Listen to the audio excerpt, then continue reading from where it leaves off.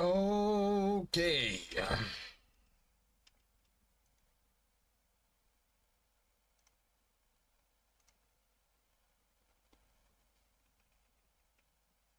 $7.28.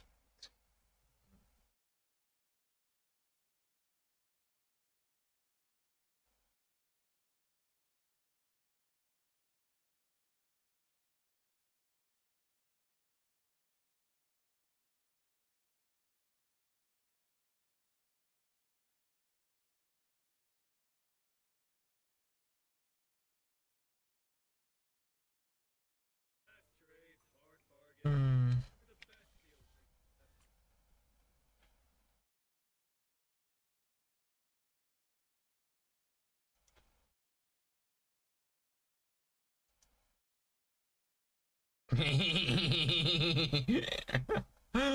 Okay, this is cute. Something, something. Austria?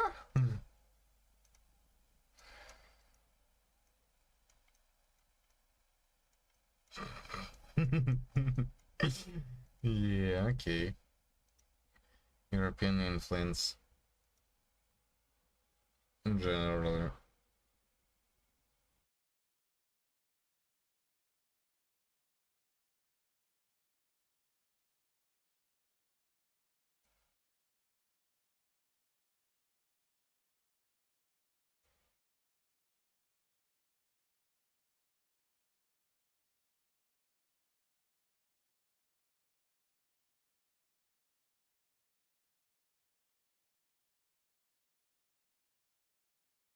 For 2 days.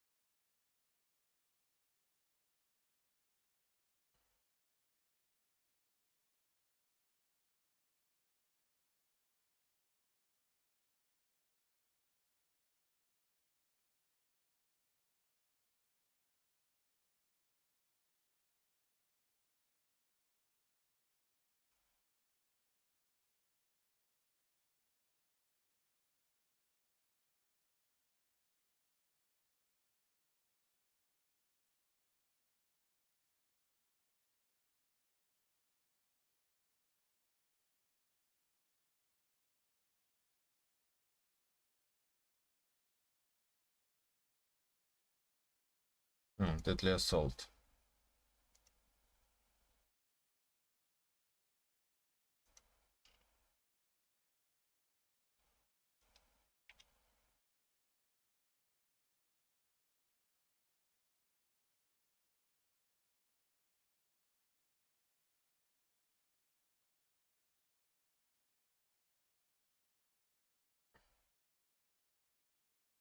I didn't use Blank Boost much.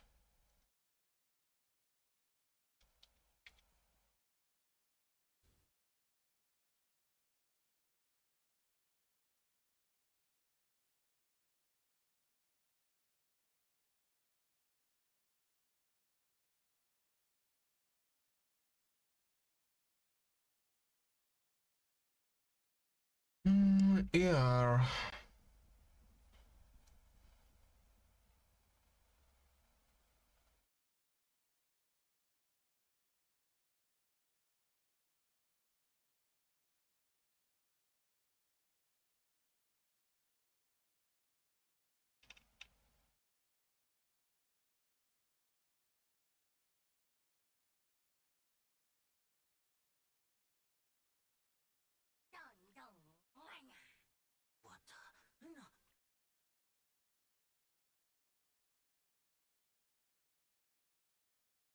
Mm-hmm.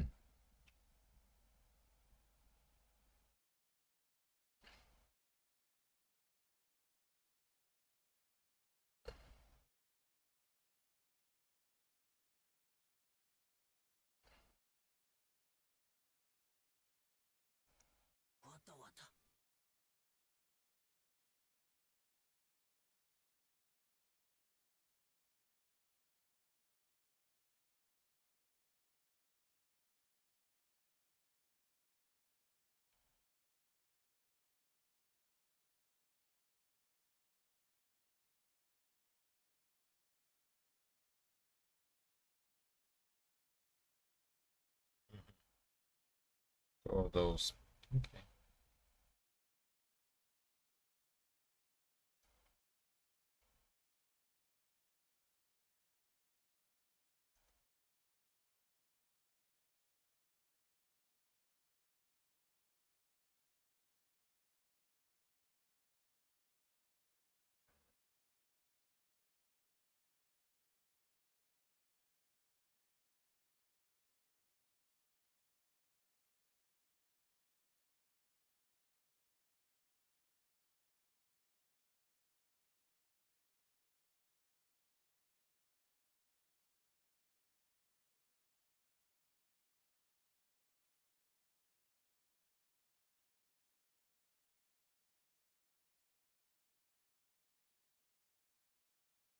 Looks like Vivian.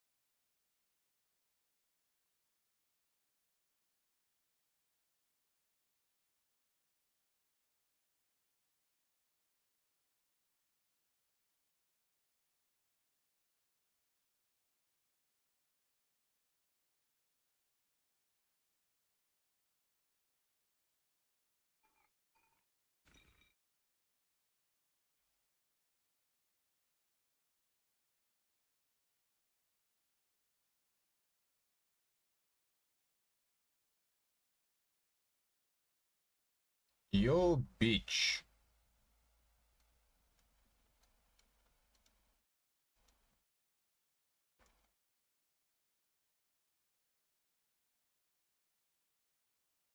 We rarely get free time. Let's go out for a walk. You know I would never turn you down. It is an honor to receive your invite. Actually, I don't like it. A wise choice. We rarely get free time. Let's go out for a walk. But this is the dating one. Okay. Well, just like the one for Yeshinguan.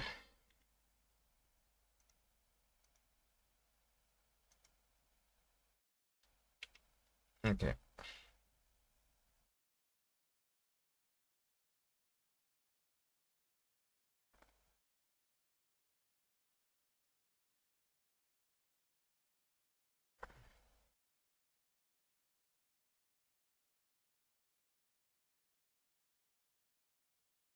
I sense someone's peepers on us, Trucky.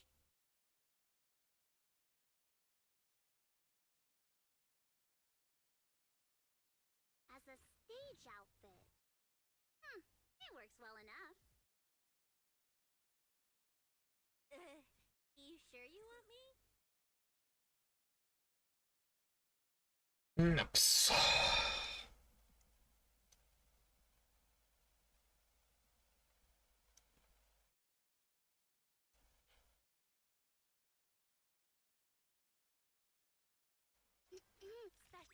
Feels like Miss Cecilia really enjoys dolling us up like in a dress-up game.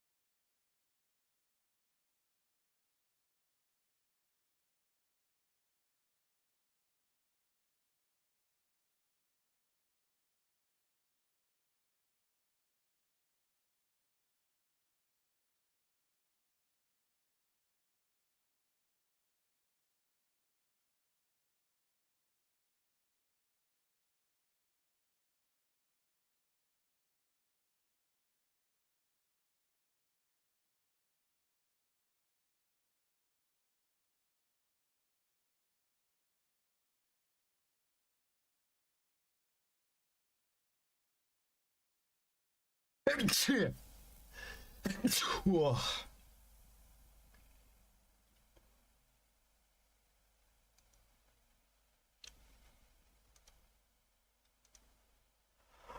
Wait, damage.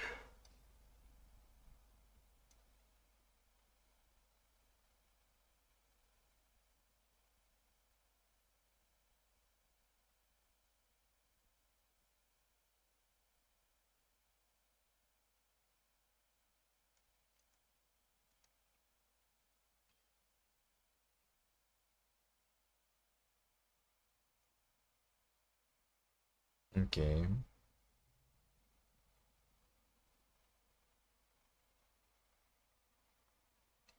Okay. That's alright, I guess.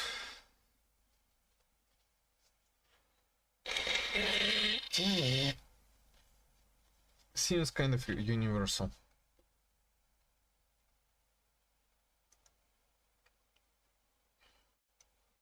Credit card company Visa and ChatGPT's OpenAI wrote in a press release that, quote, AI agents become active participants in the economy.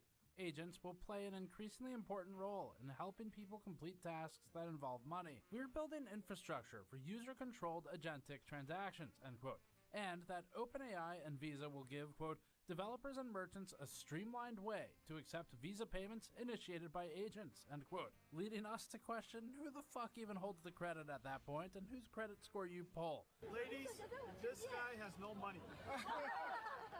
If you're looking for a rich husband, don't look here. Thank you so much. This, though, is what companies like NVIDIA and AMD were driving for all last week at Computex.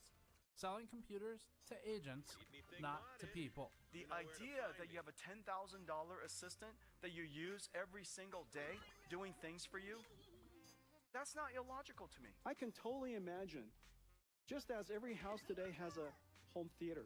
But that's not the only disturbing development in the past. So then few I'll weeks. use In it. a new executive order from the White House, the government wants early access to frontier AI models. Given the already rampant appearance of insider trading, with trades by Trump or signs of tech companies just weeks before major policy decisions, and given the push for personal AI on everyone's machine, feeding all computer interactions into Oh. the data center, we have to break our rule to instead Oh. ask a question. Oh! If not correct, Ah! Oh, yes.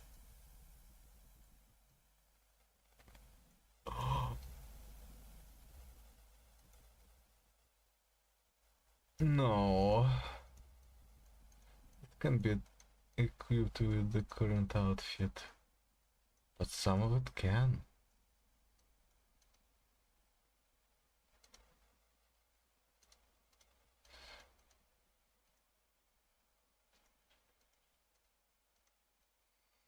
Hmm.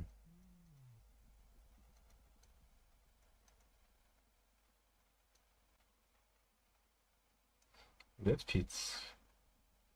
That maybe also fits.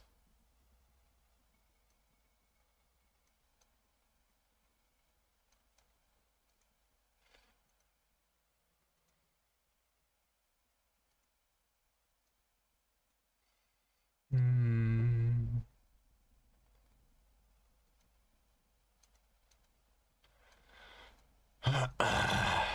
No.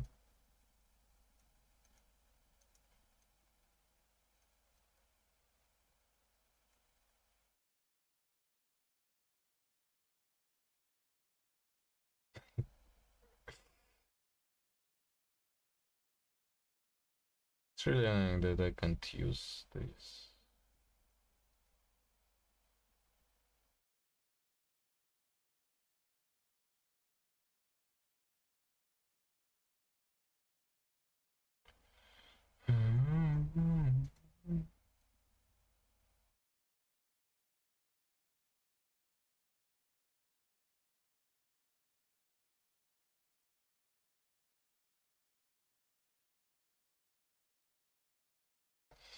Hmm.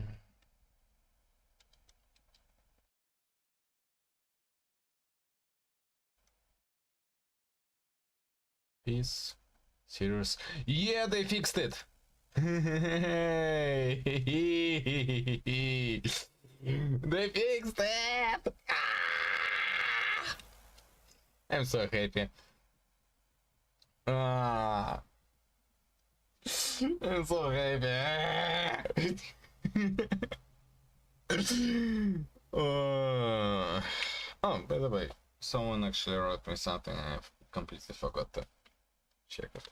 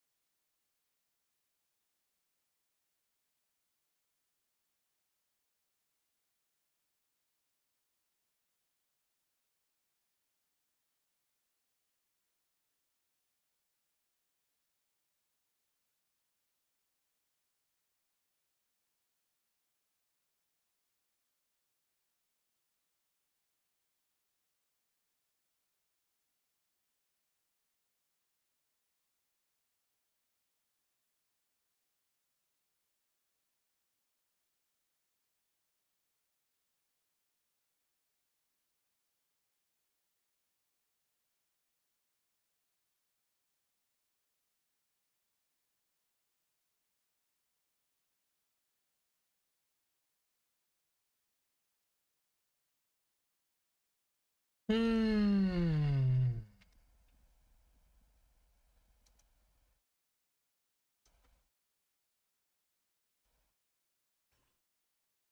Yay. Okay, let's just get myself the new girl. Even maybe without the...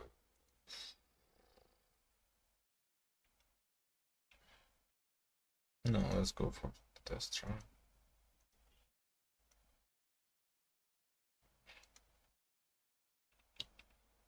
I like anomaly characters.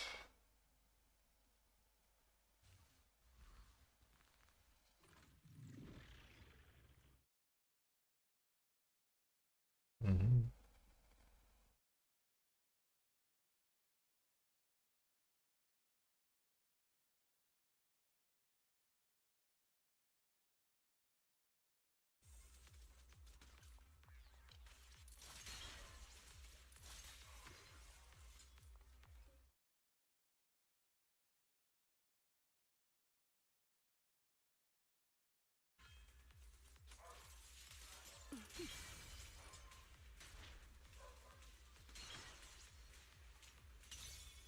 Interesting. So there is a bloom.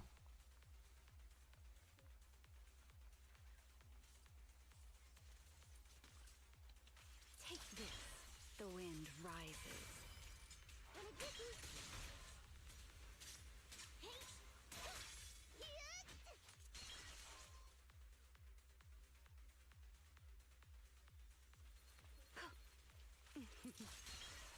Please step back. Kinda time for a surprise! Time to end this. She seems like she's the support character. Because...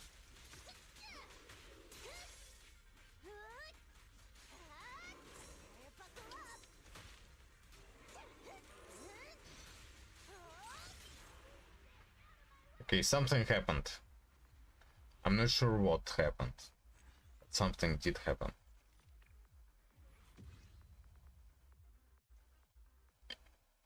Why corruption shaped? Because someone had to follow up the How Money Works video of if not bubble, why bubble shaped? After all, as shown in our animation we made of a bubble shaped sphere of companies, it sure seems like competition is dead.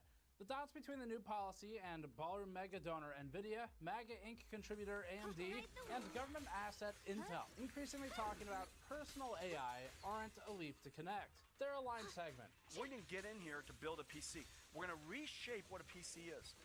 A PC today is like a typewriter now. You know, the past CPUs were designed for humans. Give your agent permission. You're going to have agents that are literally running all the time. I could totally imagine that someday there's actually an AI supercomputer in your house. And it's running all of your agents. It's running all of your assistants. Look at his stock price. Every product I announce, his stock price goes up. Nothing happens to mine. And then there's AMD CEO Lisa Su's admission that would-be competitors aren't competitors after all. They're friends. Everybody is so friendly. Everyone loves each other. Even if they're competitors, it doesn't matter.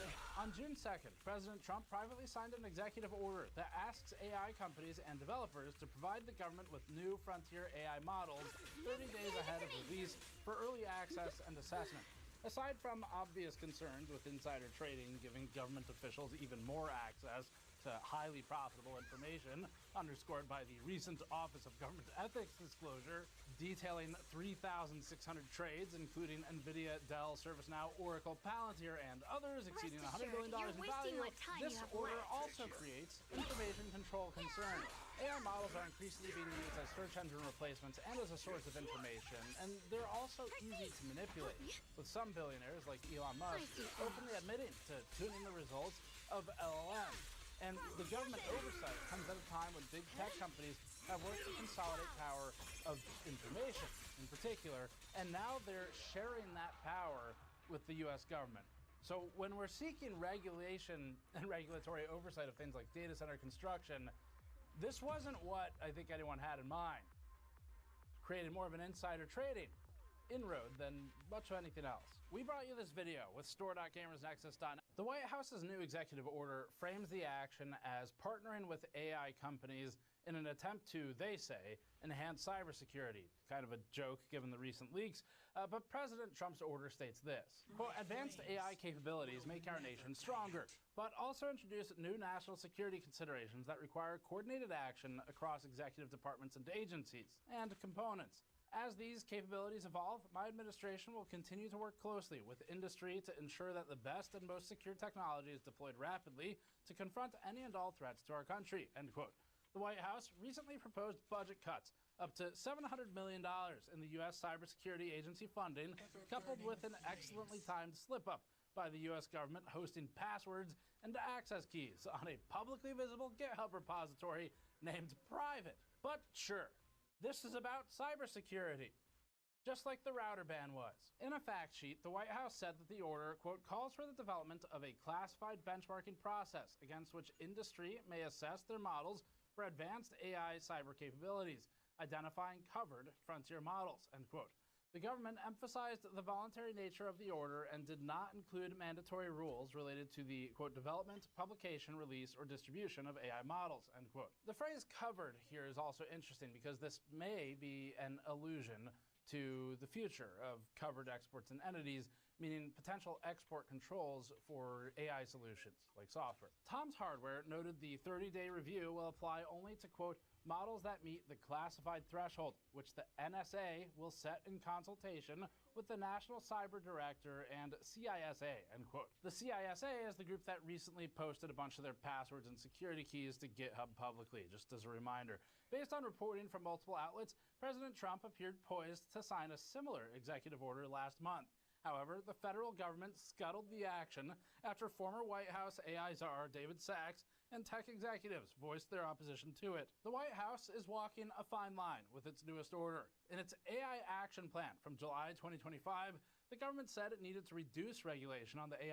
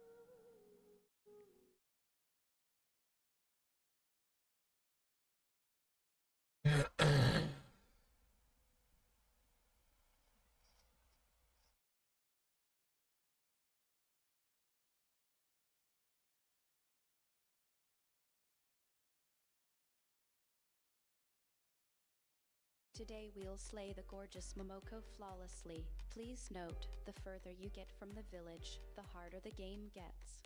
Momoko is really... The further you get from the village, the harder the game gets. Momoko is really intended to be fought by players who are around level 10 or so. She can be beaten at lower levels, and her HP and defense are not very high, but her damage output can be quite concerning. For this fight, you need to try to focus on physical damage, since with her Spellblade aura, Momoko halves incoming magic, fire, and lightning damage and gains more Spellblade stacks as you hit her with these damage types. Spellblade is extremely dangerous, and can even allow Momoko to enhance her physical attacks to the point where deflecting them is impossible. The best build for this fight is Time Magic and Dryad Magic with the Timekeeper Dagger. The Timekeeper and Time Magic can both be acquired by exploring the Taiga. For Dryad Magic, you can find the tome during the quest Lunar Magic Arc, Thorns of a Rose. As for your mantra choice, Momoko doesn't cast any spells, so Vevika is wasted here. I recommend Asana, which can be acquired by advancing the Red Sand faction. If you don't have Asana, Swara is probably your next best bet, as it will help you passively set... Yeah. I haven't started Red Sand faction yet. I'm not even sure how to start it, because I walked at their location for quite a while now.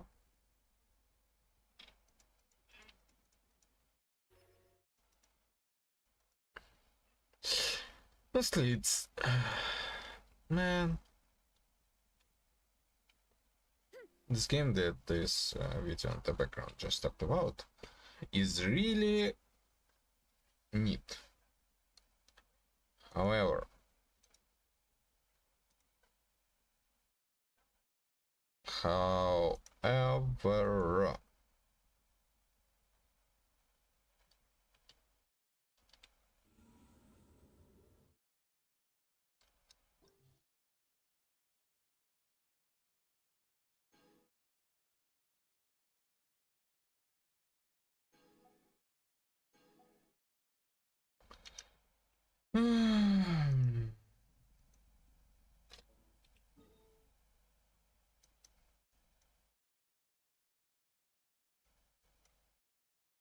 man, I'm really not in the mood to actually do anything today. My niece intended to come to my home today to fix my nails a bit.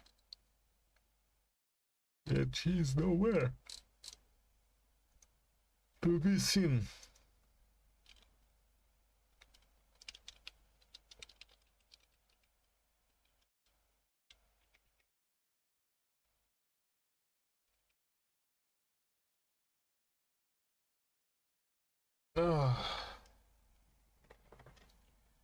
Okay, BRB, gotta get rid of the extra that I carry with myself.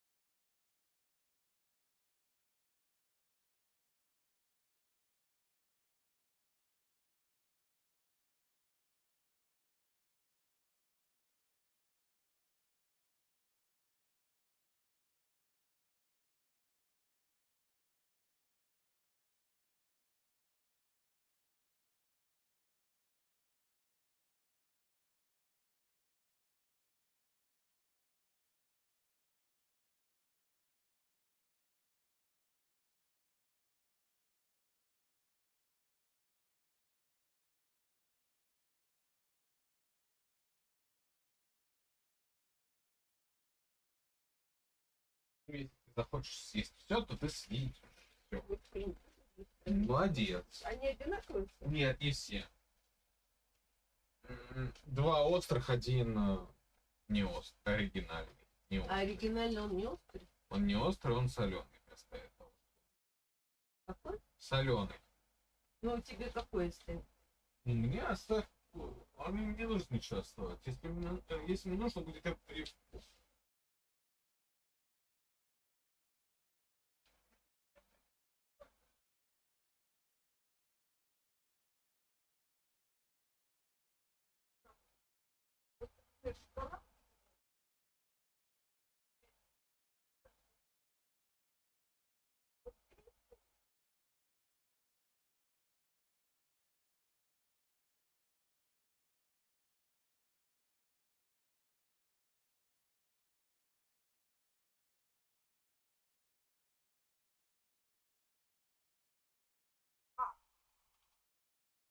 Я яйца вложила туда вчера.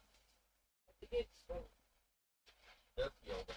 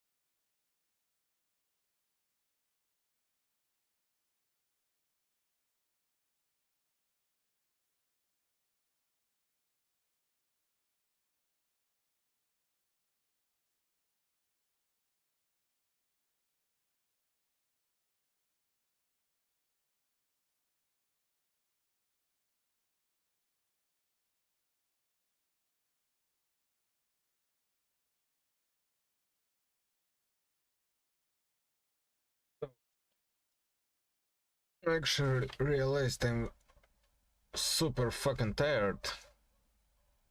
And since I'm super fucking tired, I'm not gonna bother with doing the best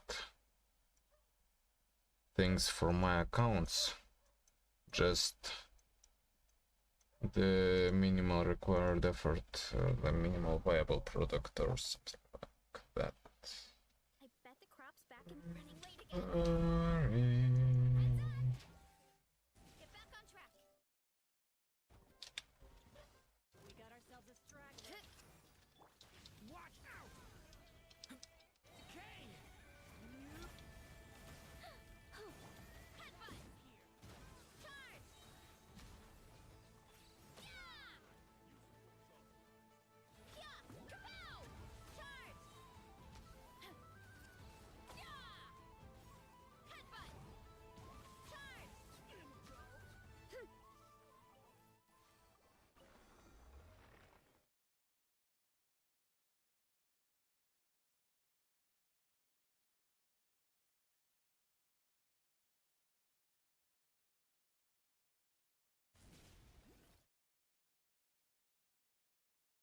Running late again.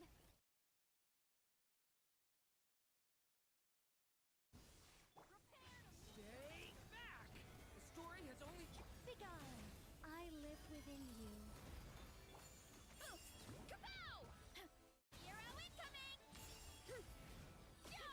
Use the force on. Headbutt! Charge! Into! Yeah!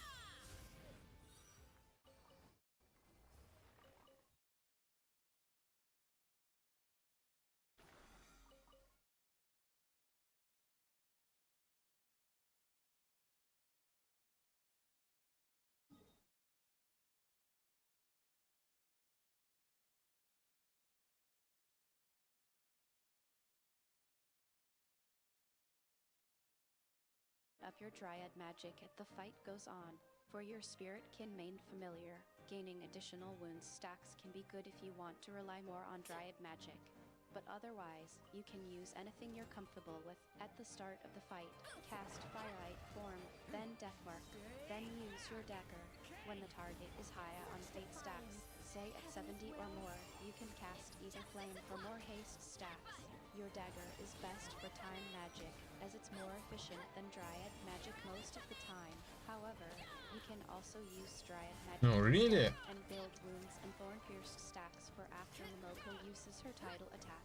Regardless, 2 procs of Karmic Wheel is enough to beat Momoko's first form. You can defeat Momoko's second form in much the same way, but you need to be careful about when you decide to use your time magic spells, as she'll gain Spellblade much faster.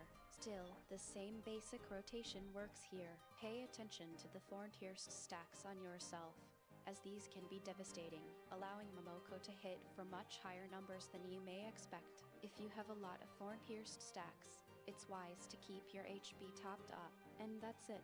The rest comes down to defeating her as efficiently as possible to limit the odds she'll use an unblockable attack.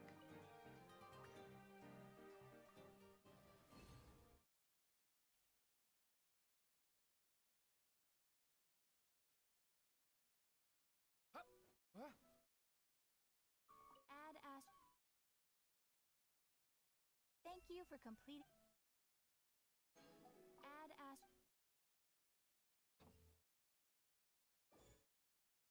Unblockable attacks such as Adominim.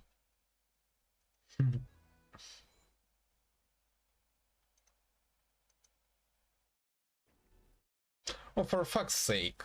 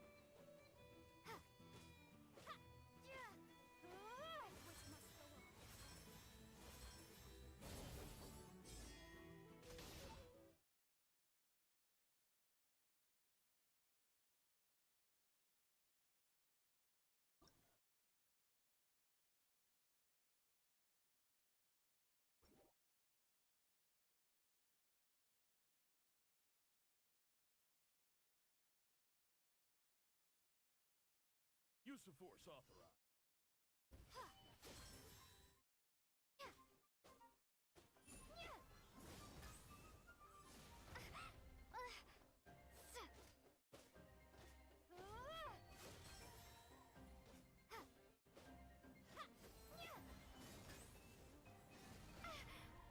Mm.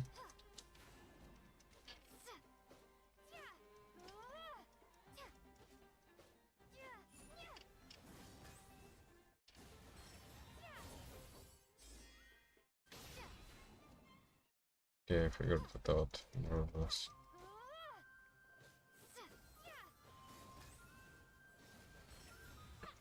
At least the second one.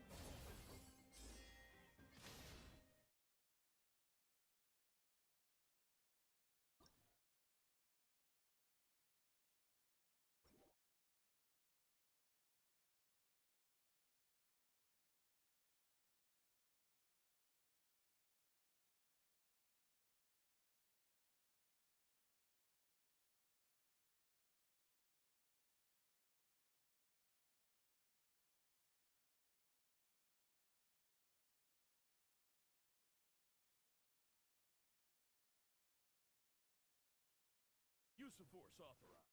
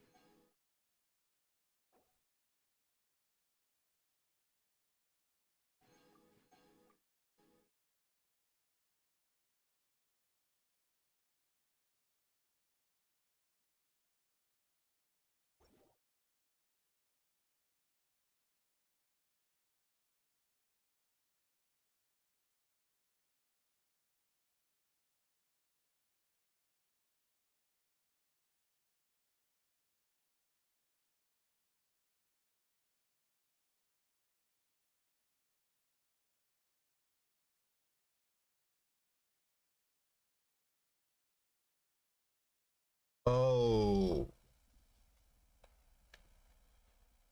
Oh.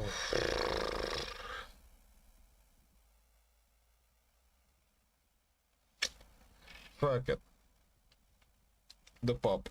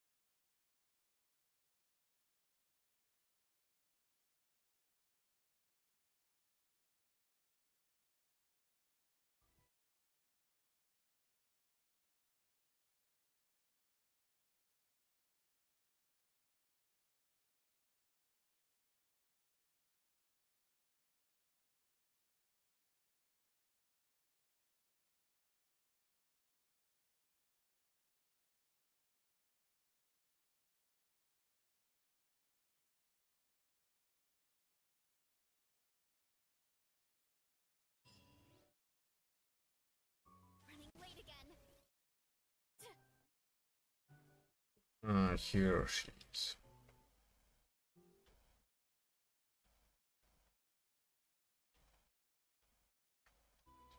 Nope.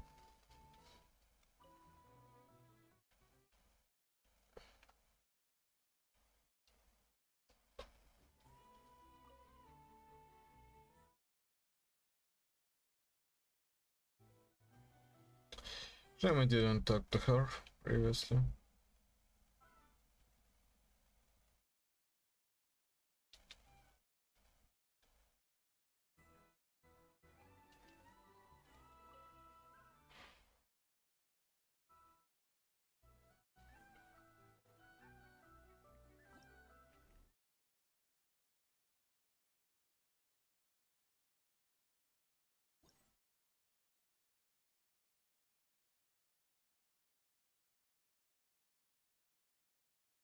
And now we can just save it. And no worries about the other stuff. I already saved it. Oh, sure. Mr. World already completed. This doesn't matter. Not to me at least. Yeah.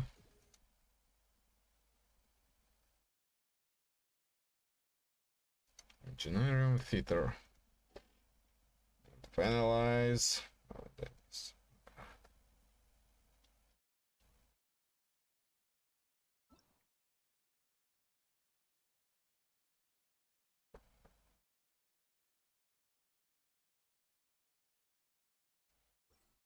6 days. Wait, 6 days left.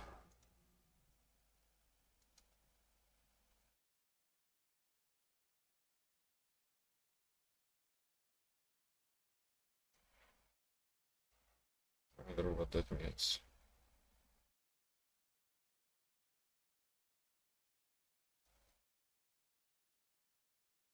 Okay, let's go do that.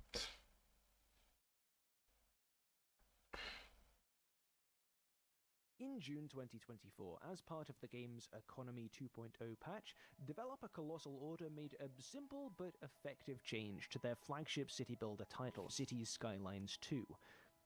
They deleted landlords. There was a reason for this.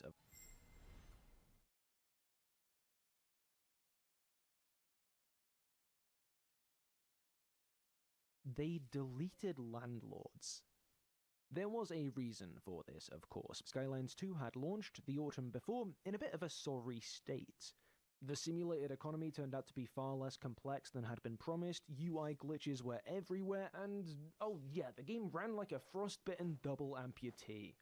That is to say, slowly. Near the top of that list of problems, though, was the so-called land value bug, a problem in the building level mechanics which led to residential prices rising higher and higher as a player's city developed. Eventually, Sims, that is, simulated citizens, wouldn't be able to move into the most affected areas, generally tending to be the best connected and best serviced areas, because they couldn't afford the ever-increasing rents. In the worst cases, those Sims who could make rent would then have no money left over to buy goods and services, so then your commercial districts started struggling too, and so on. Cue the classic city builder death spiral. It wasn't that Colossal Order had actually coded a speculative property market into the game. The problem was a sort of feedback loop. Buildings leveling up over time would increase surrounding land value, and increased land value would drive those buildings to level up further. But it wasn't quite that simple. That leveling up had to be paid for, with each of a property's tenants automatically contributing an equal amount, regardless of their abilities to pay it. The amount increased more and more as the neighborhood developed, and so the effect of that process was to create a sort of virtual price gouging landlord operating every house or apartment complex in the game. The land value bug, that is, resulted from the interplay of relatively complex systems, rather than any misbehaving digital landlord entities, or any misplaced lines of code even. And so, while its symptoms could be lessened, as both community modders and Colossal Order themselves attempted to do in early 2024, it was clear, even to players, that such attempts were half measures. That practically game-breaking Gordian knot was still fundamentally intact, and untying it seemed an impossibly complex prospect. So the devs used a sword and removed those virtual landlords from the game's simulation altogether. In Economy 2.0, tenants pay for building upkeep directly in a way that scales based on income, and money only goes to upgrade the building's level afterwards if, collectively, the tenants can afford it. With the disappearance of a mandatory standardized rent payment driven up by land value, without the virtual landlord that is, that feedback loop limits itself. In retrospect, it seemed deleting all landlords was the obvious fix. Wired ran an article at the time, penned by Megan Farokmanesh, that quoted players' complaints about the way this part of the game contrasts reality. This game makes the assumption of a hyper-capitalist hellscape where all land is owned by speculative rent-seeking landlord classes who automatically make every effort to make people homeless over provisioning housing as it is needed, one Reddit post had gone. Perhaps City Simulation is too good, Farokmanesh observes dryly. And I mean, is she wrong? Is the game making the assumption of a hyper-capitalist hellscape that runs on the logic of price gouging and property speculation, or is that simply the condition of Skyline's simulated object, the modern Western cityscape? The Wired article, and indeed the Reddit post it quotes, goes on to bring up Vienna as a counterexample. Today, the Austrian capital has some of the most affordable housing in Europe, thanks to the city itself owning over 200,000 of its housing units, and another similar number of dwellings being rented at cost in federally regulated limited-profit housing associations. Private landlords do still exist, but crucially, the housing market is not theirs to control. All that is true, but does this look like Vienna to you?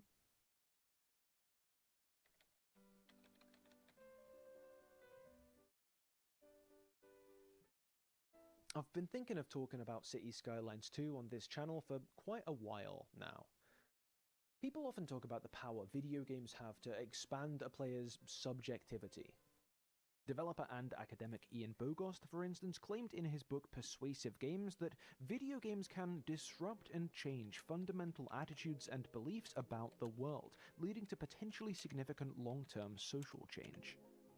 This isn't just theoretical. Studies have been done.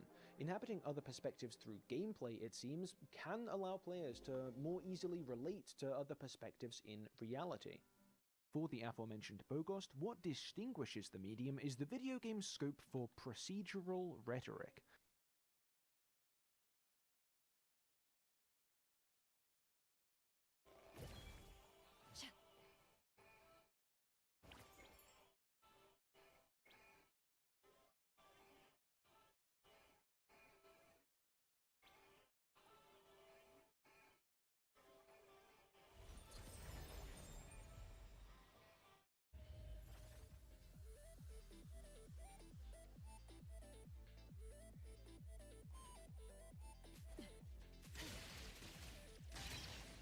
Let me take it.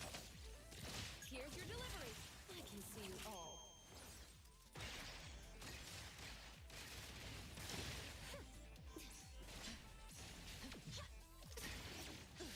No trouble. Shift change. Don't make me clean up the Can you keep up with the way?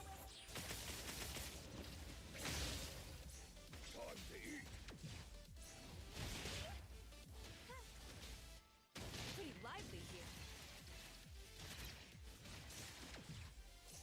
I'd allow for discounts for follow-up services.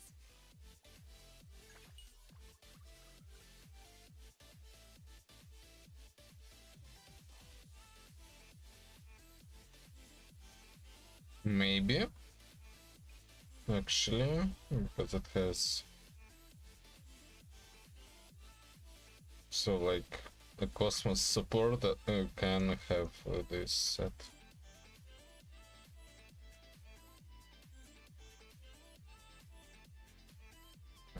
Sure. actually not sure, no clue. That is, the practice of using processes persuasively. Games are able to make claims about how processes or systems work and have you not simply hear those claims, but experience them. In the Cities Skylines franchise, the player is not the dictator, as in a game like Tropico. The player is not a royal line, as in Crusader Kings. You are an abstraction. One part construction company, one part mayor, a part's mystical spirit of the city itself. From this synthetic bird's eye perspective, Sims being forced out by predatory real estate practices is a problem, sure, but not nearly to the degree it would be if you were playing in a game world with these same rental mechanics as one of those Sim tenants. And were we playing as the landlords? This would all be business as usual. If we are to think about the potential of video games to pipe the player directly into other perspectives, into systems, then there is something here worth lingering on. The way the transcending, or perhaps the compiling of individual perspectives can articulate the process of business as usual against itself, can lead a feature to become a bug. The way this naturally follows playing as a city, playing as a space. Space is, per sociologist Henri Lefebvre, neither a subject nor an object, but a set of social relations, always produced by and reproducing certain ways of living and thinking. In other words, space is a process. The procedural rhetoric of a game like Skylines 2 then makes it possible for a player to experience claims that game makes, intentionally or otherwise, about the relations underpinning the contemporary Western cityscape, and to do so from a normally impossible collective perspective. And the potential here to, again in Bogost's words, disrupt and change fundamental attitudes and beliefs about the world, to reconceptualize that world's spaces, to change the way they are produced and the things they then produce to simulate praxis, seems vast. Another example. At one point in his opus, The Production of Space, Lefebvre gives an example of the kind of perceptive mode the book's critique of space aims to cultivate. Consider a house in a street, for example. The house has 6 stories and an air of stability about it. One might almost see it as the epitome of immovability. Now, a critical analysis would doubtless destroy the appearance of solidity of this house. Our house would emerge as permeated from every direction by streams of energy, which run in and out of it by every imaginable route. Water, gas, electricity, telephone lines, radio and television signals, and so on.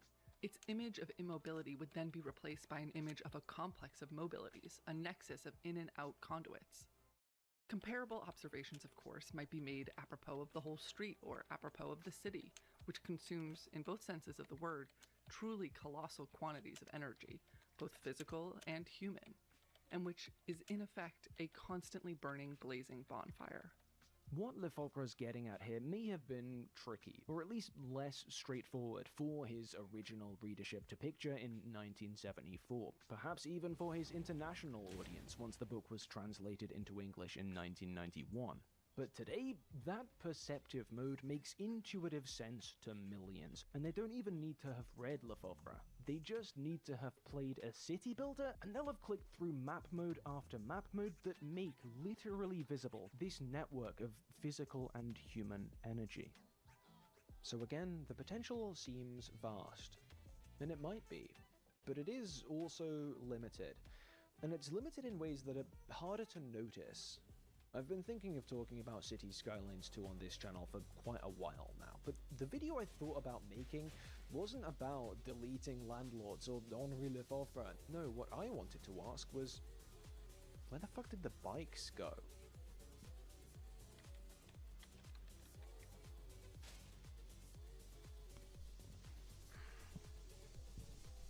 Whew.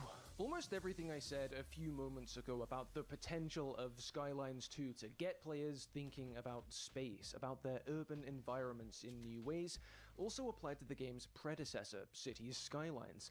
And especially in the last few years before the sequel came along, it felt like you could see that potential taking effect.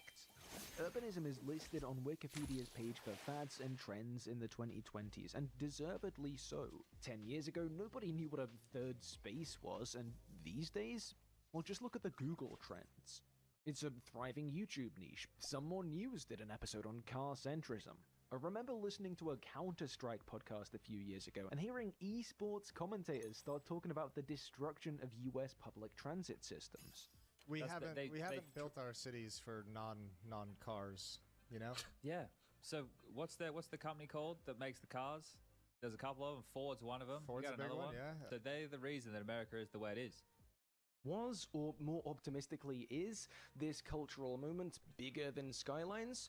Yes, absolutely. New urbanism as a concept focusing on sustainable, walkable cities is far older than me, and statistically, most of you too. Even thinking about online interest in urbanism, it would be ridiculous to assert that every member of r/fuck cars, every subscriber to Not Just Bikes, or even a majority will led there by a popular city builder. The social and spatial disruptions of the 2020 lockdowns, for instance, surely dwarf the impact of any game. But I do think you'd be equally foolish to claim Skyline's runaway success and still thriving fanbase didn't play some non-negligible role in getting urbanism on that Wikipedia page.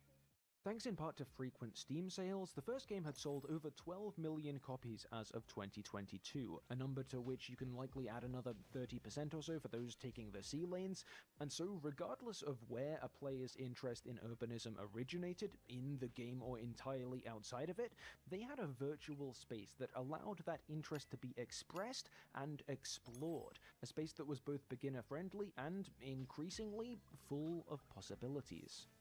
Countless systems like transit and parks were expanded or overhauled completely in the years following Skyline's release, either in frequently discounted DLC packs or often in free patches, as with the humble bicycle. Bikes are, of course, at the heart of modern urbanist thought. As has become apparent, a dominance of car-based mobility is incompatible with the fundamentals of good cities. Don't take my word for it, that's from a study by the LSE, and an embrace of bicycle travel is one of the most straightforward steps any city can take towards those fundamentals. Hold on, I've got a hill coming. Unlike cars, bikes neither damage their environment nor damage their environment. You can bike to and from another form of transit, and bonus, on a bike, you can see any children that might be in front of you. For the public, they're cheaper upfront than cars and cheaper to run, and for the cities, bike infrastructure is similarly economical. Often it can also double as scooter infrastructure. Many cities, most notably European capitals like Amsterdam, Copenhagen, and Paris, either are pivoting or have pivoted to bike-friendly street systems with uniformly positive results, decreased traffic levels, air pollution, noise pollution, and so on. City Skylines Bike Patch was a free accompaniment to the game's After Dark DLC, landing about half a year after the game released. And bikes aren't everything, obviously, but they are kind of a symbol for the new urbanist everything, at least in gameplay terms. Visually, a working bike system is instantly evocative. Mechanically, bikes are non-intrusive but rewarding. Should bikes have been a base game mechanic from the start? Yes, probably. Solving newly developing problems of your city's transit network is arguably the core gameplay loop, but the team that built that base game was a small one, initially only 9 strong, a headcount that had more than tripled before those 12 million copies sold and a sequel was released. And it did appear, as the years went by and more related content was added, most notably 2022's Plazas and Promenades pack, which focused on pedestrianizing city streets, that Skylines was becoming aware of the peripheral yet weighty role it was playing in this cultural moment. Perhaps even of the opportunity to push that moment forward. Skylines 2 launched in October 2023 with a bug-ridden economy, mammoth performance issues, and 0 bikes. Credit where it's due. Skylines 2 did include medium-density housing and mixed-use zoning, that is, the ability to construct apartments above shops from the off, as well as carrying over a less complex pedestrian road system from Plazas and Promenades. But bikes didn't make it into this marquee sequel. Colossal Order's flagship city builder, their sandbox for reimagining and rebuilding urban space for 2 years. Even when bicycle mechanics did make it into the game last November, they landed with something of a whimper. For one, kids can't bike in Skylines 2 at all, full stop. Apparently the animations didn't work on the kids' models. For another, you have to opt in to cycle mechanics far more than you did in the prior game, enabling policies and painstakingly placing rows of bike racks at every destination. Sims can no longer take bikes onto trains or buses.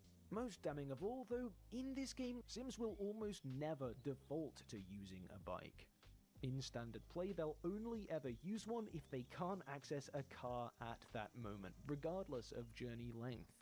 In hindsight, the sequel's bike mechanics feeling tacked on may have been inevitable. The base system of Skylines 2's urban imaginary, the game's spatial process, was built without them. In the Building for Bikes dev diary, Colossal Order confirmed the secondary minimized role bikes play in modern versions of the game was chosen in part to avoid placing additional stress on the fully formed pathfinding framework those bike mechanics hover atop. It makes an amount of sense. But it still stings. Again, bikes aren't everything, but bikes are kind of a symbol for the new urbanist everything, at least in gameplay terms. Visually evocative, mechanically rewarding. You telling me we couldn't even get that? And it's in that symbol's absence that other things come into focus. Fans of the first game had been clamoring for Skylines 2 features like mixed use and medium density zoning for years, but many had also been crossing their fingers for the sequel to include social elements, politics, strikes, riots, crime, and so on, arising from the way you built and ran the Sims space. We didn't really get that either. For Lefovre, one of the most important ways of considering the set of relations we call space is more or less this: space as lived. Not how boundaries and fences delineate space, not how it looks on a map, but how it is experienced and changed by the people whose lives are plotted around and through it, the people that appropriate a space instead of dominating it, as does power, as does late capitalism, looking as it does at the kind of spaces that are alive, space that speaks, the loci of passion, of action, and of lived situations, as nothing more than a road network, filled in with colored squares. Thinking about Skylines 2, and Skylines 1 for that matter, with Lefovre in mind, is illuminating. Much of the production of space, the book of his I've been quoting throughout this video, concerns the placelessness, the disjunction of this kind of abstract, dominated space, chronicling the way it replaced what Lefovre calls historical space. I struggle to think of a better representation of this shift than the way a game of Skylines begins. The world as a modern city planner's blank slate, centered on a primordial highway, rather than any of the forgotten signs of that world's prior habitation lurking out of bounds. In revisiting the game for this video, I was at one point disoriented to realize I'd unlocked Skylines 2's new Old Town style buildings before I'd unlocked where that old town would have been.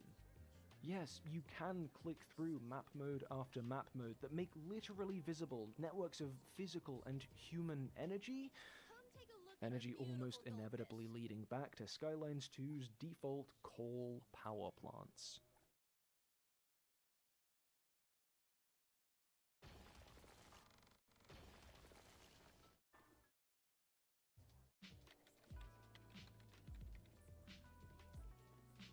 Urbanism is listed on Wikipedia's page for fads and trends in the 2020s. I mentioned that a few minutes ago to support the notion that some meaningful collective re-evaluation of our built environments is taking place, but a fad, a trend, is not a movement. These aren't political terms, they're cultural ones, and increasingly, technological ones. To what extent is this moment simply the result of related content algorithms cross-pollinating? To what extent does the very digital steading of this moment redirect and mollify potentially productive energy? To what extent does it lead enthusiasts to satisfy that sense of wrongness by simply upvoting posts, watching videos, building virtual bike lanes, simulating praxis? This April, I took part in the Essay Library's Remake Jam, an exercise where all participants picked a dusty old video essay and tried to give it a fresh coat of paint, a new spin. And, surprise, you're watching what I came out of it with. See, years ago, back when I was still figuring out the basics of YouTube video essaying, I made a video on this same general topic: how Cities Skylines is building a better urbanism. And it's a pretty shoddy piece of work, save for an all-timer opening. Yeah, I know this isn't my usual content, but what are you gonna do? Cry about it? Maybe piss your pants? The general thrust of the essay was that while many then current criticisms of Cities Skylines and the poor choices it makes were valid and useful, the judgments those critics would sometimes go on to make about the game and its subculture missed one key factor, what I very verbosely called its pedagogy of flaws.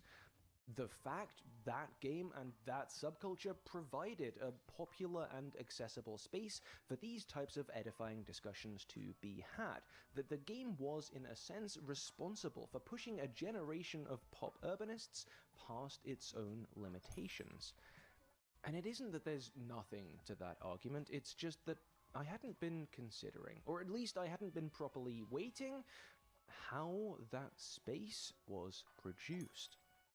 An article on Skylines 2 from website Ars Technica observes there are two main pressures affecting the state a sim game like this is launched in: how it runs, which features get included in the launch build, which get shelved, and so on.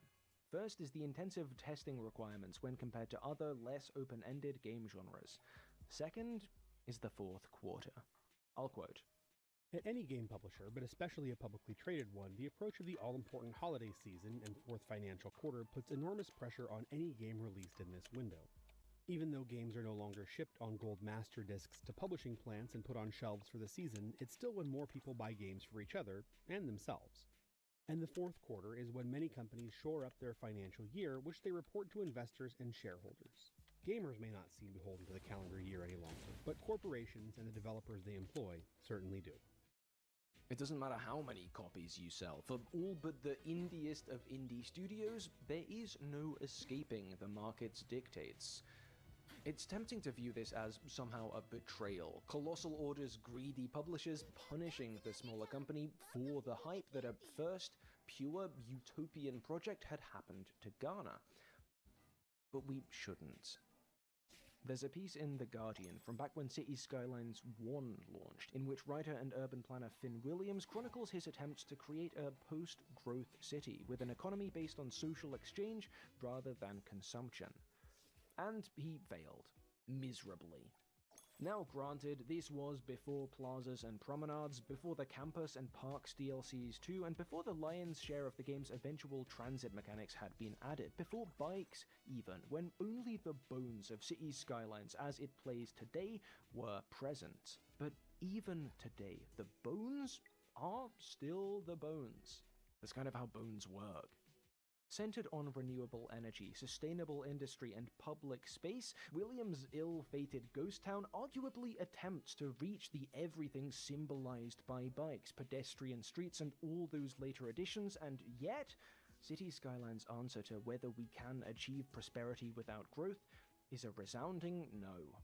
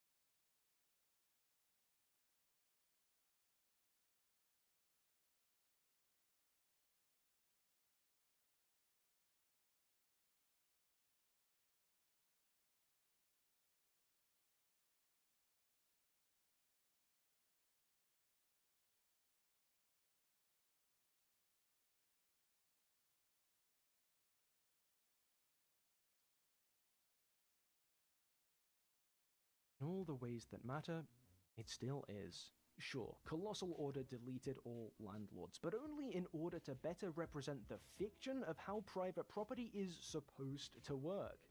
We're 10 years on and there's still no Vienna option, even as some siloed off alternate game mode.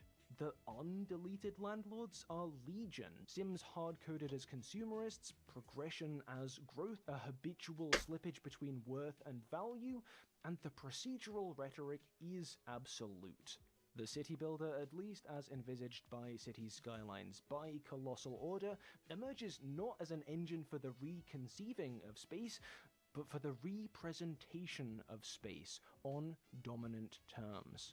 So if these games truly embody any of Lefebvre's positions on the production of space, it is this. They may attempt to conceal it, to mystify it, but fundamentally, capitalism is unable to produce any space other than capitalist space.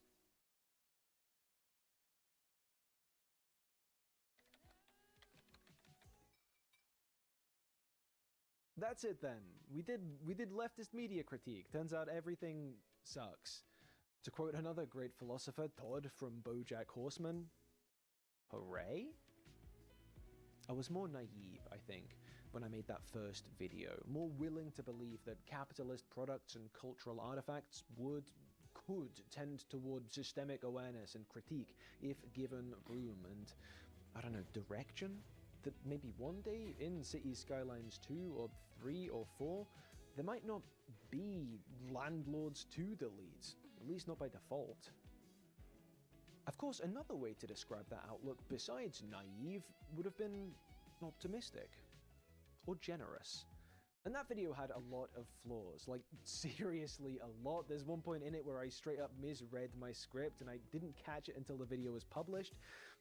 But I'm not convinced optimism or generosity were among them. In one sense, Skylines 2's land value bug wasn't a bug. It was a comparatively accurate implementation of the way property speculation operates in the types of urban environments the game sets out to model, and of the way landlords are incentivized to price gouge tenants endlessly.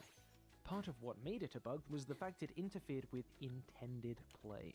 As we have glimpsed, Skylines 2 isn't attempting to mirror a reality, it's attempting to mirror a mythology, the myth of the car-centric, growth-oriented, consumerist cityscape as sustainable, unproblematic. But the other part of what made it a bug was the fact that it interfered with intended play. Whatever Skylines attempts to simulate, it isn't just a simulation. Primarily, it is a game, and lore-accurate landlords get in the way of the fun. If I was onto anything in that original video with the idea that Cities Skylines affected a pedagogy of flaws, pushed interested parties into knowing, thinking about, and even rethinking space, it was surely because of this, because the game embodied some facsimile of urban process in a way that brought that process to life. Fun fills in the gaps, drives us. Fun can mislead us, turning symbols into the promise of an everything to come, but the corollary of this is obvious. It can lead us, too. Games like these do offer new ways of seeing. Those ways that seeing these things are limited. They depend in barely visible ways on the conditions of their production. And perhaps there are ways in which they can inspire us to notice those blinders ourselves, to move past those hard limits, to open our eyes wide enough to see the things in our world that need doing, but they can't do those things for us. Cities Skylines isn't building a better urbanism. It was never going to. And that's okay, because that's our job. Some thanks. First, to Cap on the Pillar of Garbage Discord server for sharing the Wired article we mentioned up top. Second, to my girlfriend's parents for letting me use their static bike. Third, and most importantly, to all of my supporters on YouTube and Patreon, who are the reason videos like this can exist. Above all, Birding Baddie, Hanan, Daniel Goldhorn, Deathstroke HQ, Harry Price, Kwang Yu Liu, Nothings, Something Something Capitalism Bad, Stephen Van Doren, Thomas R, and Weirdy Beardy. If you'd like to help support these videos, consider checking out the channel Patreon yourself. With a pledge of any level, you can see a bunch of bonus videos, the most recent of which covers the recent Disney layoffs, and also a teaser I posted the other week for a huge video essay I'm hard at work on. Thank you for watching.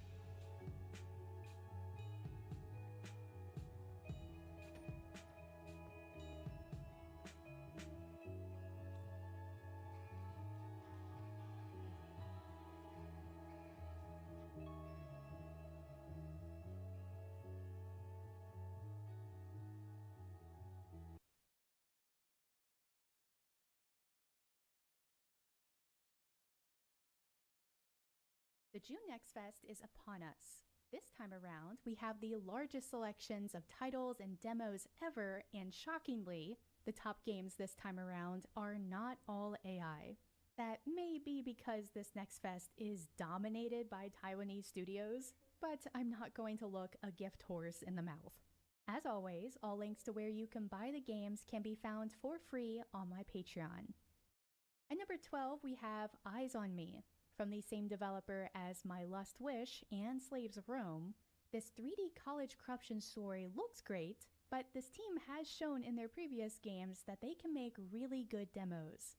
And while these creators put together great early builds and concepts, I'm not sure how good they are at finishing games. In the case of Eyes on Me, they are saying this female protagonist influencer game should be done in 6 to 8 months, which would be awesome. But as they say in Rome, caveat emptor. Eyes on Me is available for PC on Steam and their Patreon. At number 11, we have Parasite Inside. This is a female protagonist survival horror that gives me real Dead Space vibes. When you awaken from cryosleep, the ship is already infested, and you start under the influence of a malevolent entity. How you progress in the game will shape how much control this creature gains over you. Combine this with the more mature themes of our industry, and I think this can be an interesting take on the survival horror genre.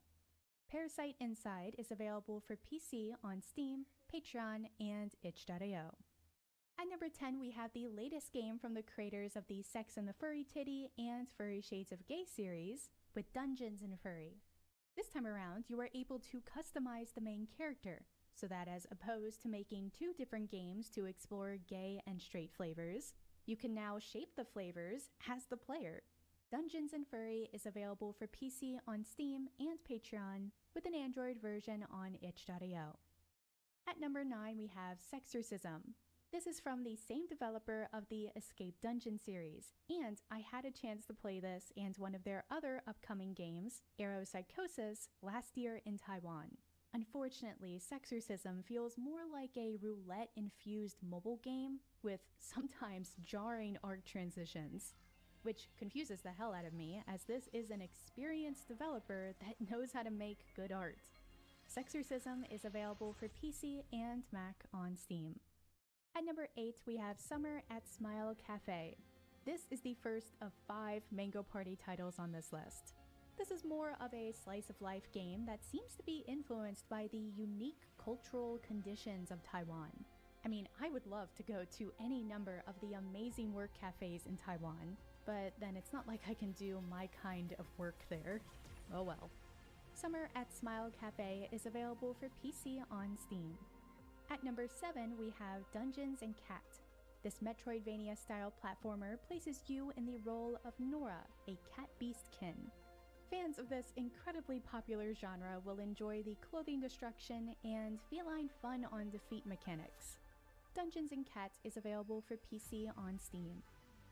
At number 6, we have Price for Freedom Golden Sand. I am really excited for this throwback to old-school turn-based CRPGs. I actually released a video where I interviewed one of the developers of this game last month, and I absolutely recommend you check it out if you enjoyed this demo. Price for Freedom Golden Sand is available for PC, Mac, SteamOS, and Linux on Steam, Patreon, and itch.io. There were a couple of games that didn't make the top 12 that I wanted to mention. The Blood Diary from the developer that made Nightly Passions, and Symphony of the Serpent, the 4th game in the series from NLT Media that includes Treasure of Nadia and the Genesis Order. I'm really looking forward to both games, and it's too bad that they and a bunch of other great games didn't rank higher, but this was a crazy competitive Next Fest. Returning to the Mango Party countdown, at number 5 we have NTR Idol Deja Vu. So I have talked about this remake of an earlier title that was banned by Steam last year. I reviewed the original version of this idol corruption game last year, and I'm planning on covering this new version later this month, if Steam allows it. NTR Idol Deja Vu is available for PC on Steam. At number 4 we have another Metroidvania-style platformer, Succubus successor Delilah's Juicy Journey. Supposedly, I also saw this game in Taiwan last year, but I guess I was way too distracted from playing Aeropsychosis. Which is unfortunate, because I really had fun playing this demo. I guess I have to do a way better job at this year's G8. Succubus successor Delilah's Juicy Journey is available for PC and Mac on Steam, as well as a PC version on DLSite and itch.io. At number 3, we have one of the games I am most looking forward to, Lifeguard Holic. This is from the same team that gave us NTR Holic in December, and is being billed by Mango Party as the spiritual successor to the game. From what I've played so far, expect a similar level of ridiculousness and a degree of lifeguarding we haven't seen since David Hasselhoff. Lifeguard Holic is available for PC. When the video starts, how this game works is it's level-based where if you complete the level, you move on. But if you fail, you go back a level and you have to do it again. Some of them are timed, some of them you need enough points to get through, or some of them are just a really mean prank. And it kind of got to me a little bit and I made fun of the main developer, Anton. Just know I didn't mean to use the video.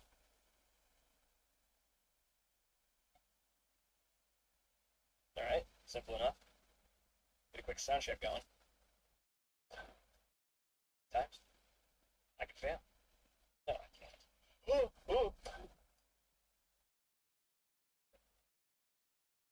Oh! So I did see the devlog for this, but I don't know. I haven't seen very many of these. I missed the one. What? Can't jump over that. Oh, you sneaky bastard.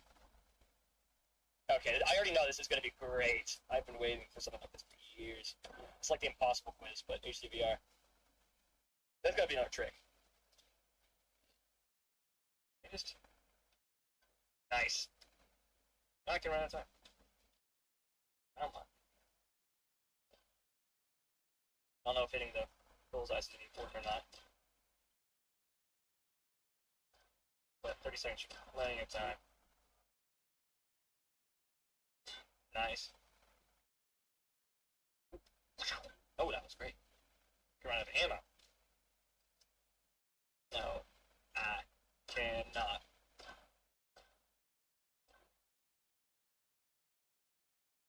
Oh shit. I never noticed when he put these ammo boxes in the game, but I love these things so much. Come on, Stamps, you got this. Break. Break time. Ugh! That shoots. Ton of time.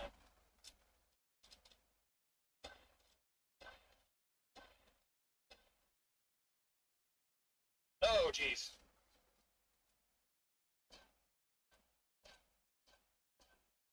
Short. Very careful. Oh, boy.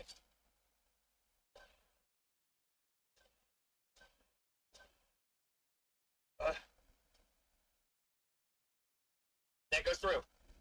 Wait a minute, by opposite day, does it mean that I need to shoot the red ones? Wait a minute, as I can see, I haven't seen most of these before, but I have played a lot of Impossible Quiz. Yes, it is. You can't trick me, Anton. I know everything you can do.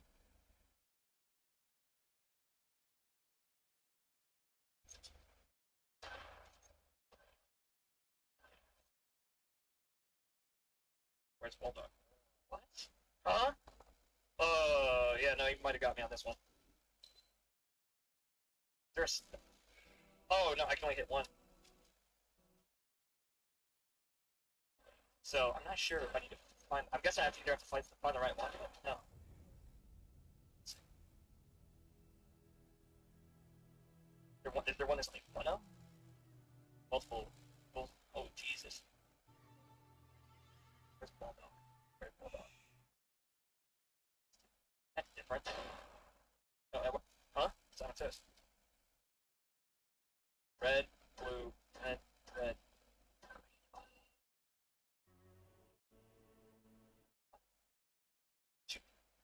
What's different? What's different? Oh, I'm not gonna see it. That's gray. Ooh! It's one time.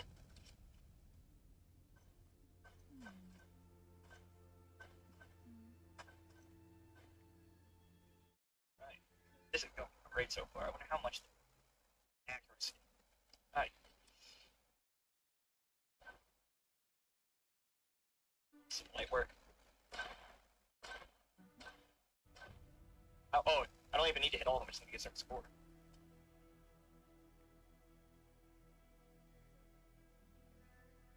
Zero.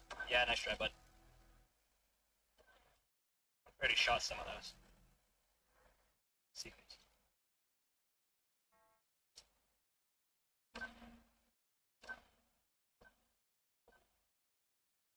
Targets can fall back.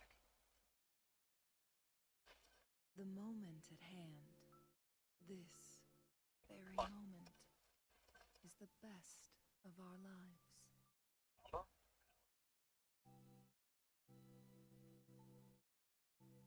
What? Do I have to hit it in time? Ding, ding, ding, ding, ding, ding.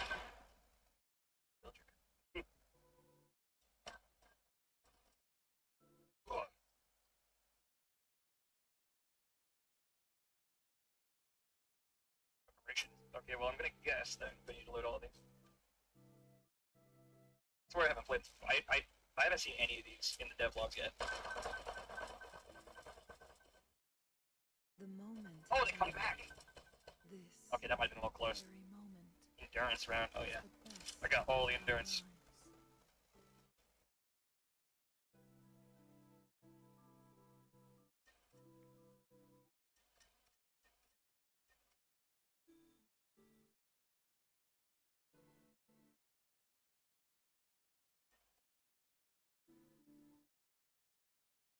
Come on, Anton, I don't need a break. It's all day. It's underhanded. Oh, this might be difficult for Anton, but...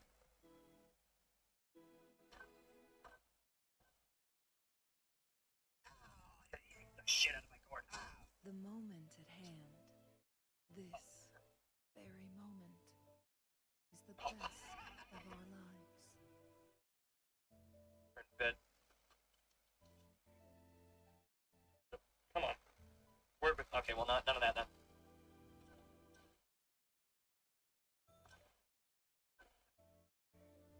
Okay, finally have some time to fix my... And there it goes. I'm still running Oculus Rift as 2018. Come on, Anton. This might work. Whoa, whoa.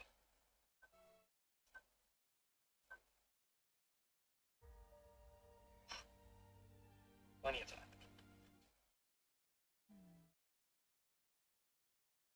What is it? Okay. Oh, they come back. Huh.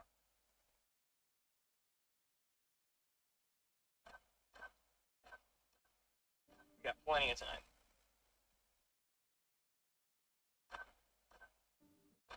Can't tell if that's blue or not.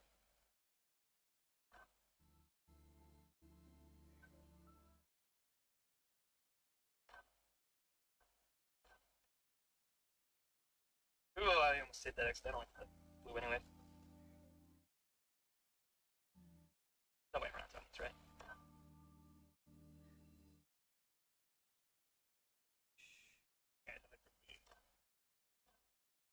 Oh, well, I might be able to... Yeah, but... Oh, no. Oh, no. Oh, hi. There you go. Use your... I'm so glad he's finally finding a use for doors. It's been so long since he's been in the game. He's not used them. Since he used any pipe, but...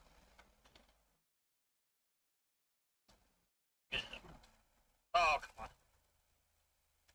I have a bit too much time for this. Plenty of time. Just try not to miss. Things take even longer.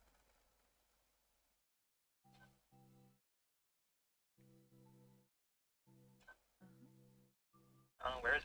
That's a good question. Where is third?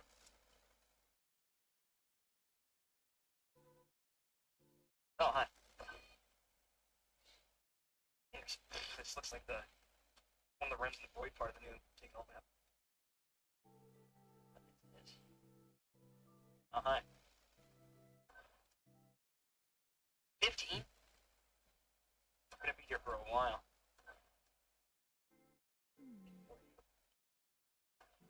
No, right over before.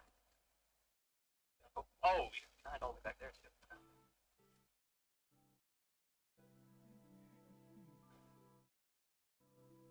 Oh yeah, there you are. Find them all pretty fast on this one. Nope.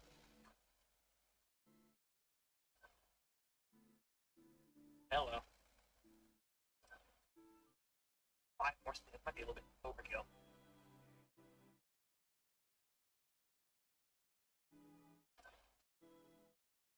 Might actually be a little close. I do not want to come back here, so I'm definitely not going to try and fill the next one. Oh yeah, but cool. The unkind. Oh. Mind's eye. Tear them to pieces. Okay, good. This was a prank one right after this. I got sent back there. That would not be good. Oh, hello. Loading. Astral modulation. Oh, we're doing this fast. Together we vanquish. Freaking fast. Clear as the blade. Sever. No mercy. Oh, I like it. Back off. Leave it to me. I don't need it.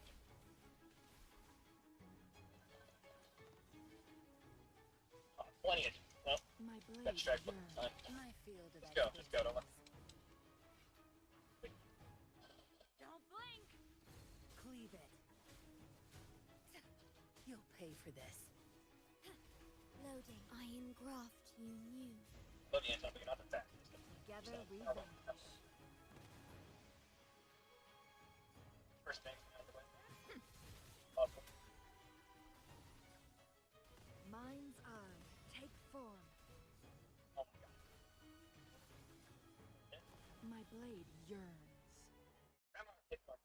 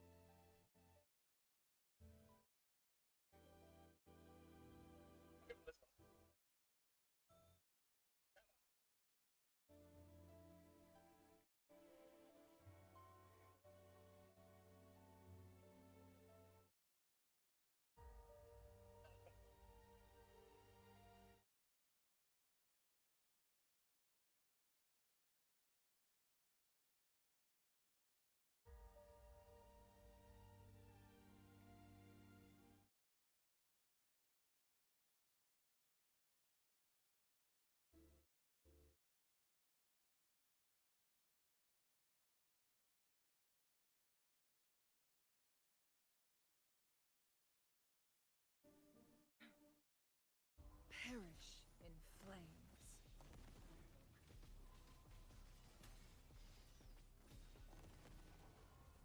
Leave it to me. Loading. In war with time. Together we vanquish.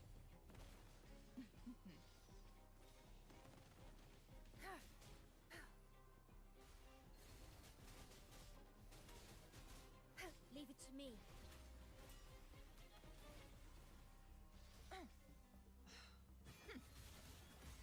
Mind's eye. Sever. Crosscut. Sever. Take form.